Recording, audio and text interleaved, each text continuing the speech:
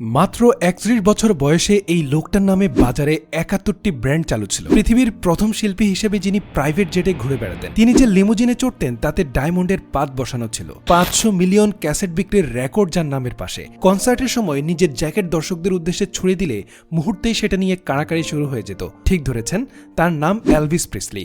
Rock and রোলের জনক বলা হয় যাকে। অথচ একদিন সবার সামনেই বলেই বসলেন, আমি একা, খুবই একা। এই একাকিত্বের যন্ত্রণা থেকে মুক্তি পেতেই একসময় তিনি মাদকের দিকে ঝুঁকে পড়লেন এবং মাত্র ৪২ বছর বয়সেই তার করুণ মৃত্যু হয়। মাইকেল জ্যাকসন, রবিন উইলিয়ামস এবং নেপোলিয়ন বোনাপার্টের মতো আরও বহু বিখ্যাত মানুষ শান্তির অভাবে একই রকম জীবনের দুঃখজনক পরিণতি বরণ করেছে। টাকা, খ্যাতি আর বিলাসিতার জীবনের সুখ আনে না, কারণ এগুলো ভালো ঘুম, সুস্বাস্থ্য বা মানসিক শান্তি দিতে পারে না। আসল শান্তি আসে তখনই যখন আমরা আধ্যাত্মিকতার মাধ্যমে স্রষ্টার কাছে যাই এবং জীবনের প্রকৃত অর্থ বুঝি। এজন্যই একজন রিকশাওয়ালা সামান্য আয়ে শান্তিতে ঘুমাতে পারে, আর ধনকুবেররা বিলাসবহুল জীবনে দু চোখের পাতা এক করতে পারে না। জীবন তখনই পূর্ণ হয় যখন আমরা অন্তরে শান্তি খুঁজে পাই।